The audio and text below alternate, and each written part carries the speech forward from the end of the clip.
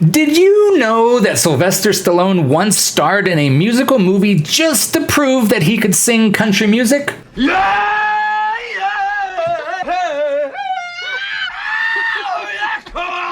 Spoiler alert, he couldn't.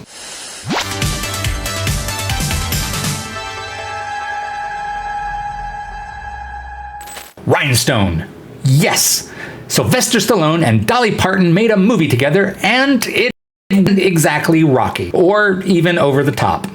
It was barely Stop or My Mom Will Shoot. Will you stop trying to Barely. Some people say it's the worst thing Sylvester Stallone's ever done. But was it really that bad? Or are we missing something here? Is it an 80s diamond in the rough just waiting to be seen for what it is?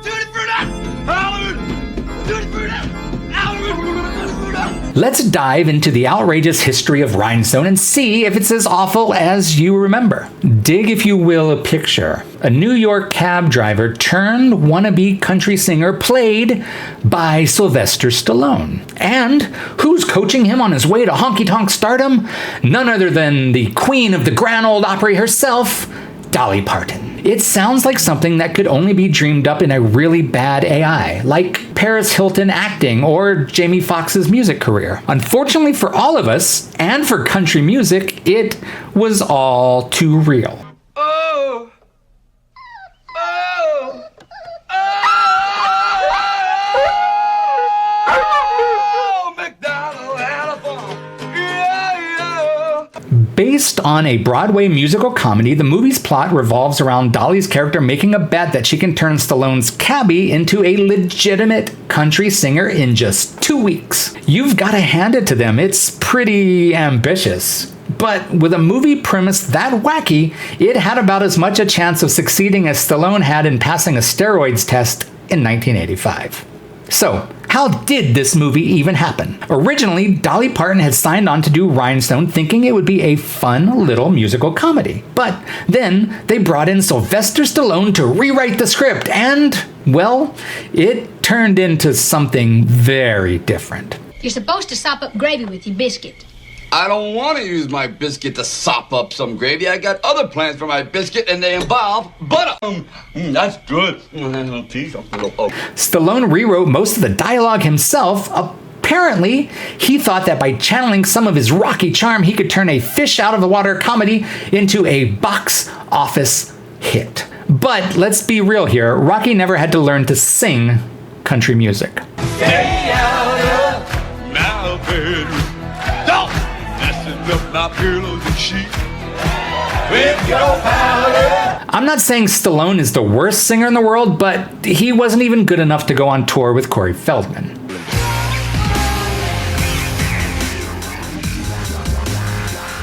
Let's just say he makes Rappin' Rodney sound like Freddie Mercury. Played hide and seek when I was 3.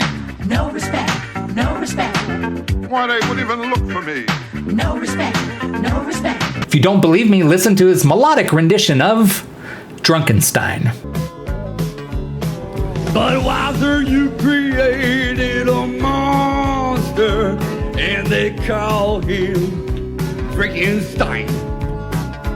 And the tavern down the street is the laboratory where he makes the transformation all the time. When the movie came out in 1984, critics sharpened their claws. Words like trainwreck, disaster, and oh dear God, my ears, they're burning, got thrown around like confetti at a country fair. It currently holds a stunning 19% on Rotten Tomatoes, which at least is still better than Leonard Part 6. Barely. But hey, is that really fair? I mean, was anyone honestly expecting The Godfather? This was supposed to be lighthearted fun. And let's not forget, other movies that were panned back then, like Blade Runner or even Howard the Duck, have found audiences in recent years. Could Rhinestone be an overlooked cult classic? No. Critics hated the film, fans agreed, well, those of them who hated themselves enough to go see it, and the film flopped, earning a whopping $21 million on a $28 million budget. Thus ended Stallone's career in musical theater, much to the relief of music aficionados worldwide. Here's the kicker, though. Despite the movie flopping harder than Beyoncé's dreams of being in the Country Music Hall of Fame, there's something kind of charming about it. It's so unapologetically 80s. Bad hair, questionable fashion choices, cheesy one-liners, and a plot that feels like it was stitched together from rejected episodes of Taxi. It's magical. Some people love watching it just to see how bizarre it is. It's become one of those so bad it's good experiences. And let's be honest, it's not like Sylvester Stallone hasn't bounced back from questionable career moves before. Oscar, anyone?